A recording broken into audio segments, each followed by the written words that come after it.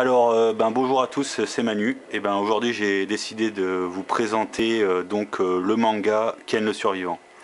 Donc, moi, c'est un manga qui me tient très très très à cœur.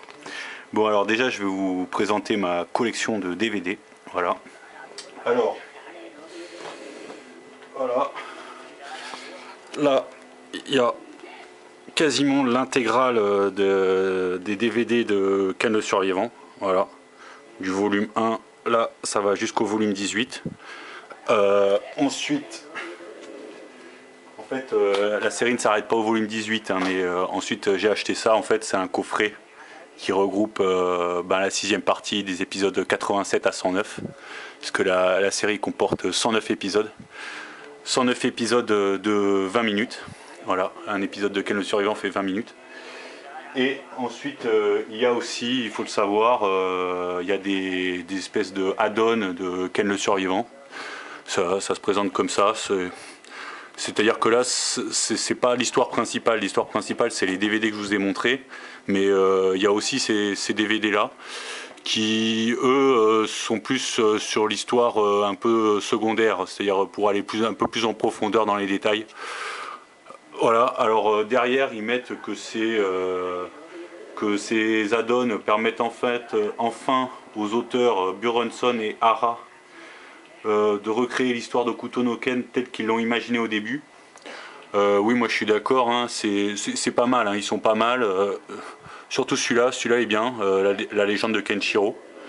Celui-là il est beaucoup moins bien. Franchement, honnêtement, il est pas terrible. Et moi je trouve quand même que ces add-ons ils sont quand même beaucoup moins bien que l'histoire principale, hein, qui elle est absolument excellente. Alors voilà, alors j'ai fait une petite fiche hein, parce que j'ai beaucoup de choses à dire. Alors le premier point, c'est que Ken le Survivant est un manga à prendre au 50e degré. Mais ça c'est vraiment, ça c'est clair, c'est le point principal, c'est que c'est vraiment... il faut pas du tout prendre ça au premier degré. Moi j'ai pour habitude de dire, quand j'ai des copains qui viennent à la maison et qui voient ma collection de DVD de Ken le Survivant, c'est un peu pour me justifier, mais j'ai l'habitude de dire que en fait c'est tellement con Ken le Survivant que ça en devient intelligent. Mais franchement c'est exactement ça quoi. Voilà, je le dis un peu mal, ça rend pas trop hommage à Ken le Survivant, mais c'est un peu ça quoi. Voilà, faut vraiment pas le prendre au premier degré. Et en fait, moi, c'est vraiment un manga qui m'a permis de comprendre le deuxième degré. C'est vraiment ça. Et c'est un manga qui me fascinait quand j'étais gosse. Rien que quand j'entendais le son du générique de ce manga, il y avait quelque chose qui me fascinait. Et c'est ça, je trouvais ça en fait, je trouvais ce manga mais terriblement cool. Je le trouvais très cool quoi, et intelligent. Je le trouvais intelligent, moi je trouvais ça intelligent quoi.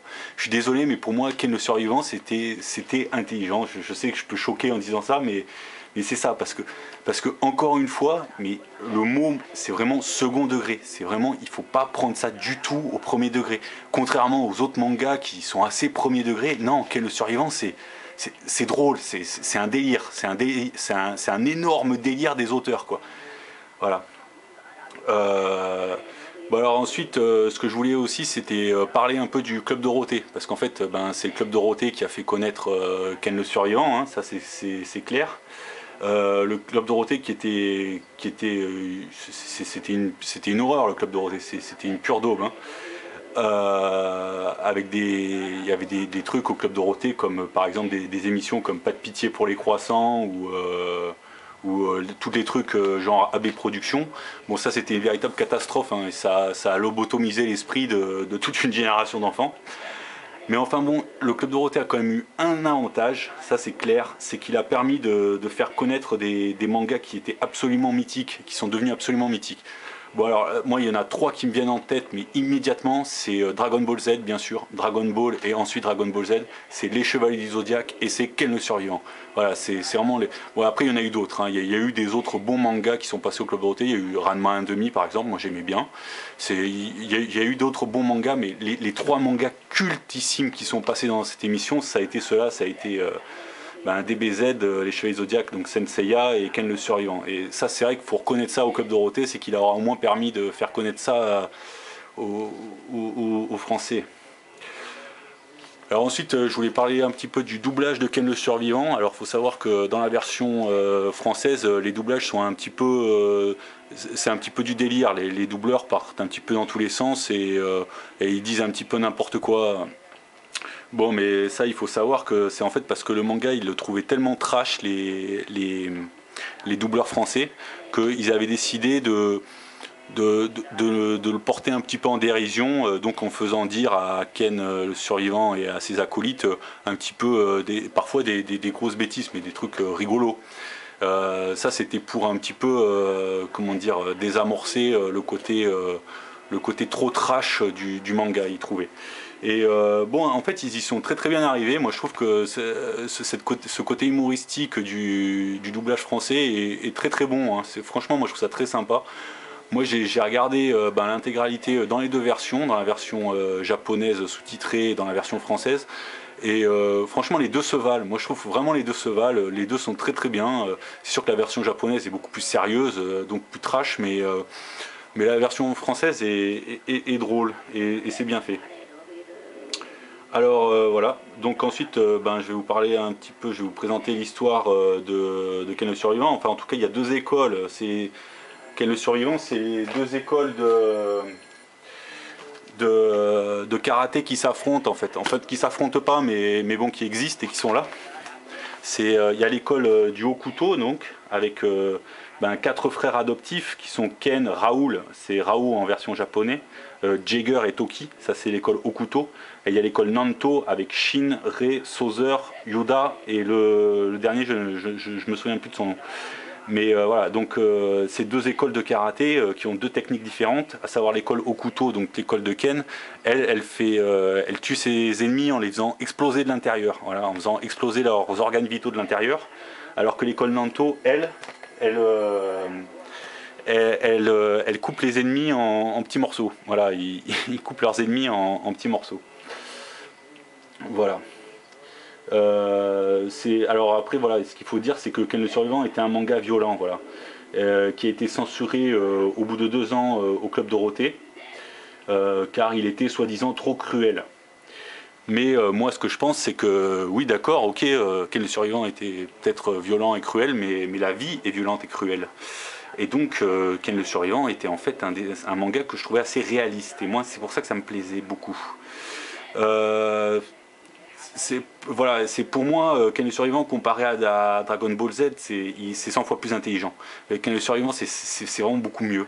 C'est plus mûr, et il n'y a pas des combats tout pourris qui durent pendant 2 heures. Parce que dans Dragon Ball Z, c'est ça qui est absolument une catastrophe. C'est ces combats qui durent pendant 2 heures où les deux ennemis mais se regardent dans les yeux pendant des épisodes entiers. Ça, moi, je trouvais ça absolument insupportable déjà quand j'étais gosse. Et il y avait des épisodes qui étaient tellement lents dans Dragon Ball Z que l'histoire quasiment elle reculait quoi d'un épisode à l'autre. C'était terrible. Il y avait des épisodes entiers, on attendait toute la semaine pour les voir et en fait on attendait voilà toute la semaine le mercredi pour voir la suite de Dragon Ball Z et l'épisode qui nous passait, on voyait deux ennemis se regarder dans les yeux pendant tout l'épisode quoi. Moi je trouvais ça absolument insupportable et Ken le Survivant ne fait pas ça du tout quoi. C'est Ken le Survivant, c'est voilà, c'est il n'y a pas de fioriture, hein. Ils se battent, voilà, ils se battent. Ils se regardent pas dans les yeux pendant 2 heures, ça c'est clair. Voilà. Alors ensuite, je voulais parler aussi des amis de Ken le Survivant. Voilà, il faut savoir que Ken le Survivant, dans son périple, aura une bande avec lui qui se constitue de Bart, de Lynn. Bart et Lynn, ce sont les deux enfants. Bart c'est le garçon et Lynn c'est la fille. Et il y a aussi, bien sûr, il y a Mamia qui est une fille qui est avec lui, qui est une fille qui a son âge, hein, qui a l'âge de Ken. Et bien sûr Rei qui est un maître d'arts martiaux aussi de l'école, lui il est de l'école Nanto. Donc lui il découpe ses adversaires en petits morceaux, contrairement à Ken qui les fait exploser de l'intérieur. Et voilà, bon après moi ce que je voulais parler aussi c'était du fait que Ken le Survivant ait été censuré en France au bout de peu d'années, hein. Il n'est pas resté longtemps au Club Dorothée, il a très vite été censuré, ils l'ont très vite retiré parce que voilà, soi-disant il était trop violent. Et moi je trouve que ça complètement honteux quoi. Je trouve ça honteux et hallucinant parce que Je sais pas, mais quand on voit encore une fois mais les productions de AB Prod et tout, pour moi c'était 100 fois plus violent quoi. Bien sûr c'était pas violent style sanglant, mais c'était tellement bête, ça prenait tellement les enfants pour des imbéciles que pour moi ça en devenait vraiment extrêmement violent, mais en tout cas psychologiquement. Alors que Ken le survivant, ben peut-être que oui, le dessin animé était hardcore évidemment, mais bon, encore une fois, c'est la vie qui est comme ça. Et encore une fois, c'est un manga qui avait un énorme second degré. Et moi, je trouvais ça mais vraiment excellent et hallucinant. Et vive le second degré, quoi. Je veux dire, que serait la vie sans le second degré? Voilà. Maintenant, je vais vous passer un extrait. C'est un extrait donc de Ken le survivant. C'est le tout premier combat que va faire Ken. Voilà, je voulais vous le passer parce que... pour vous montrer un petit peu un exemple et pour que vous compreniez bien ce que c'était exactement. Et donc c'est le tout premier combat, on va voir Barthéline et voilà, c'est tout. Allez, c'est parti.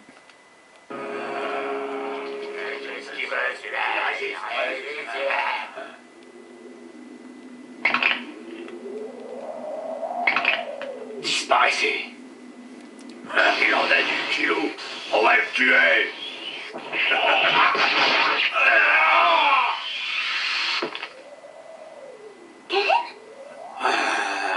Je m'en occupe. Je vais bien régler son compte.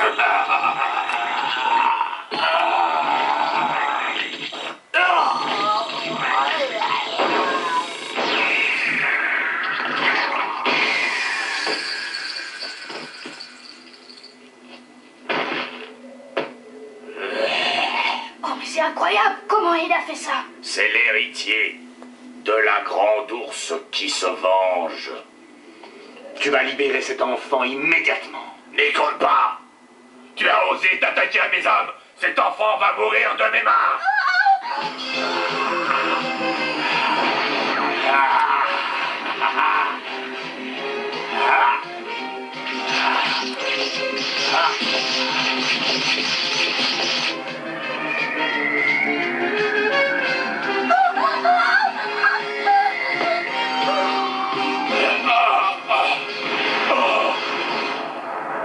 Le coup sacré de la grande ours. J'ai entendu parler il y a bien longtemps des terrifiantes techniques de mort héritées de la Chine. On les appelait le coup sacré de la grande ours. Toute la puissance est concentrée sur un seul point, et l'onde de choc est telle que les organes vitaux explosent de l'intérieur sans que le sujet ne s'en aperçoive. C'était l'arme la plus redoutable des grands maîtres. Et c'est probablement ce qui vient de se passer. Tes petits poings ne feraient même pas de mal à une mouche. Tu es mort et tu ne le sais pas. Quoi?